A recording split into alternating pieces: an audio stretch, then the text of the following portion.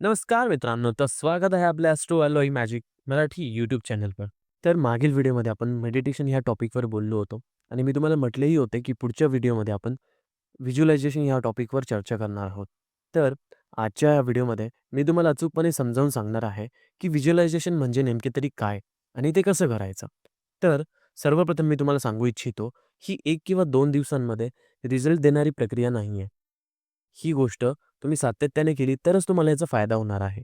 तर व्हिज्युअलायझेशन ह्या टॉपिकवर आपण बोलण्या अगोदर आपण मेडिटेशन ह्या टॉपिकवर थोडंसं बोलूयात. तर जसं मी मागच्या व्हिडिओमध्ये सांगितलं होतं, की आपण मेडिटेशन हे जर ब्रह्ममुहूर्तावर उठून केलं, तर त्याच्यात चांगलेच फायदे होतात. पण सर्वांनाच ब्रह्ममुहूर्तावर उठून मेडिटेशन करणं हे पॉसिबल नसतं. कारण की प्रत्येकाची दिनचर्या ही वेगवेगळी असते. कोणी लेट नाईट काम करतं, तर कोणाची नाईट शिफ्ट असते. तर अशा वेळेस मी तुम्हाला एक गोष्ट सजेस्ट करेल, की हो, ब्रह्ममुहूर्तावर उठून मेडिटेशन केल्याचे नक्कीच खूप फायदे आहेत आणि ज्यांना पॉसिबल आहे त्यांनी तर ते करायचंच आहे. बट ज्यांना पॉसिबल नाही आहे, त्यांच्यासाठी दुसरा उपाय म्हणजे तुम्ही मेडिटेशन हे दिवसामध्ये कधीही करू शकता. तुमचं सर्व काही काम झालेलं असेल, तेव्हा तुम्ही करू शकता. फ्री टाईम असेल, मी टाईम असेल, त्याही वेळी अगदी तुम्ही 10 मिनिटे काढून मेडिटेशन नक्कीच करू शकता.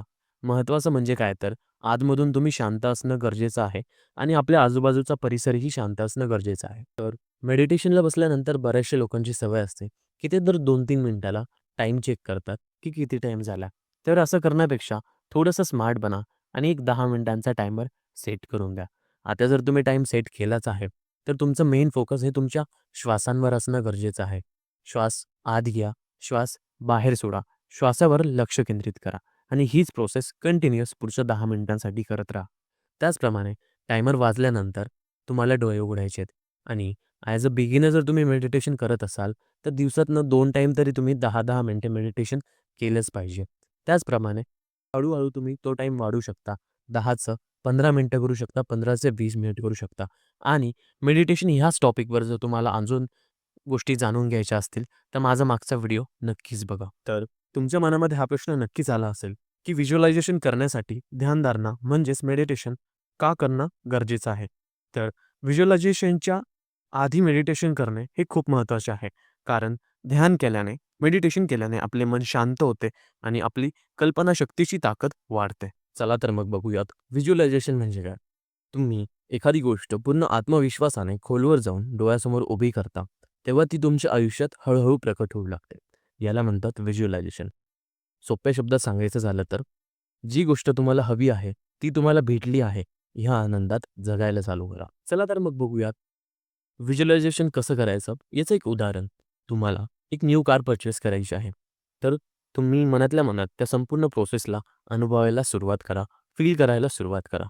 फायनली तो दिवस आला आहे, ज्या दिवशी तुम्हाला तुमची ड्रीम कार तुमच्या हातात भेटणार आहे. तर तुम्ही सकाळी लवकर उठून प्रॉपरली सगळं आवरलं आहे, नवीन कपडे घातले आहेत. तुम्ही खूप एक्सायटेड आणि हॅपी आहात. त्याचबरोबर तुमची फॅमिलीसुद्धा खूप आनंदी आहे. त्याचबरोबर तुम्ही तुमच्या फ्रेंड्ससोबत, फॅमिलीसोबत शोरूममध्ये पोहोचला आहात. तिथे पोहोचल्यानंतर जे काही पेपरवर्क गरजेचं आहे, ते तुम्ही पूर्ण केलं आहे. ते झाल्यानंतर पेमेंटची प्रोसेस तुम्ही पूर्ण केली आहे आणि आता तो मोमेंट येणार आहे, ज्यासाठी तुम्ही आतुरतेने वाट बघत होतात. तर होय, आता आपण करणार आहोत कार अनव्हीलिंग. आपल्यासमोर आपली कार उभी आहे आणि त्यावर एक कव्हर टाकलेलं आहे. ज्या कलरची कार आपण बुक केली होती, मग ते व्हाईट असो, ब्लॅक असो या इतर कोणता, ती कार त्या कव्हरखाली उभी आहे आणि तुम्ही त्या कारच्या दिशेने चालले आहात. तिथे तुम्ही गेले आहात. तुम्ही तुमच्या हातांनी ते कव्हर काढताय. तो जो मोमेंट आहे, तो तुम्हाला फील करायचा आहे. तुम्ही तो कव्हर काढताय. तुमचे फोटोज, व्हिडिओज काढले जात आहेत. तर आता तुम्ही कव्हर काढलाय. कव्हर काढल्यानंतर तुम्हाला तुमची नवीन चकचकीत गाडी तुम्हाला तिथे दिसतीये, जी खूप शाईन करतीये. Brand new luxurious BMW car. ती कार कशी दिसतीये? हा मोमेंट फील करा. त्या कारला सगळ्या बाजूंनी तुम्ही बघताय. कारची समोरील बाजू, साइडचा व्ह्यू. तसंच आता कारची पूजा केली जातीये. तुम्ही नारळ फोडताय. त्यानंतर तुम्ही सर्वजण कारसोबत फोटो काढताय. अगदी अशा छोट्यातल्या छोट्या गोष्टी तुम्हाला फील करायच्यात. त्यानंतर तुम्ही कारला हात लावताय, टच करताय. तो जो मोमेंट आहे, तो फील करायचा आहे. तुम्ही दरवाजाच्या दिशेने जाताय कारच्या. तुम्ही दरवाजा ओपन करताय. आतमध्ये जाऊन बसताय. आतमध्ये जाताना, आतमध्ये बसल्यानंतरचा जो फील आहे, जो मोमेंट आहे, तो फील करायचा आहे. त्यानंतर तुमच्यासमोर BMW कारचं, तुमच्या गाडीचं, तुमच्या ड्रीम कारचं स्टीअरिंग आहे तुमच्या हातांमध्ये. त्यावर एक छानसा छोटासा BMWचा लोगो आहे. तो मोमेंट फील करायचा आहे. तर जी तुमची ड्रीम कार आहे, ती आज तुमच्या हातामध्ये आहे. त्या ड्रीम कारचं स्टीअरिंग आज तुमच्या हातामध्ये आहे. यापेक्षा भारी मोमेंट काय असेल? आणि ह्याच मोमेंटला आपल्याला फील करायचं आहे. याच मोमेंटमध्ये आपल्याला जगायला चालू करायचं आहे. त्याचप्रमाणे आता तुम्ही कार घरी घेऊन जाताय. घरी गेल्यानंतर कार तुम्ही कुठे पार्क करताय? कशा पद्धतीने पार्क करताय? पार्क केल्यानंतर गाडीची चावी जी आहे, ती तुम्ही घरात जाऊन कुठे ठेवणार आहात? अशा छोट्या-छोट्या गोष्टी तुम्हाला तुमच्या डोळ्यासमोर आणायच्या आहेत, एका पिक्चर फॉर्ममध्ये.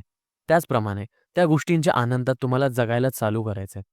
असं केल्याने तुमची व्हायब्रेशन ही दिवसेंदिवस वाढत जाणार. आता इथे तुम्ही असं नका वाटून घेऊ, की हे सगळं खोटं आहे किंवा अजून तरी काही घडलेलं नाहीये. तुम्हाला जस्ट हे सगळं फील करायचं आहे. ही गोष्ट घडली आहे, हे मानायचं आहे आणि तुम्हाला ही गोष्ट भेटली आहे, यामुळे तुम्ही आतमधून पूर्णतः हॅपी आहात, सॅटिस्फाईड आहात, अशी फीलिंग तुम्हाला आणायची आहे.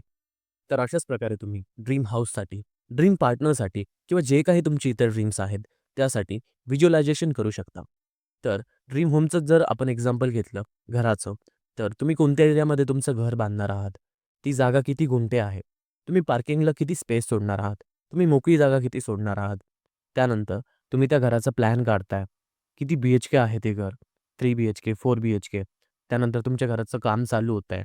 मग ते पेंट करताना पेंटिंगचा जो वास, फर्निचर बनवताना त्या नवीन फर्निचरचा वास, फेविकॉलचा वास, अशा छोट्या-छोट्या गोष्टी तुम्हाला फील करायच्यात. तर जेव्हा तुम्ही अशा पद्धतीने सगळ्या गोष्टी प्रॉपरली फील करताल, तुम्ही स्वतः तिथे आहात, असं व्हिज्युअलायझेशन करता. हे सगळं तुमच्या समोर होतंय. असं व्हिज्युअलायझेशन करताल, तेव्हा 1001% तुमच्याकडे ह्या सगळ्या गोष्टी खेचल्या जाणारच. तर हे आहे व्हिज्युअलायझेशन.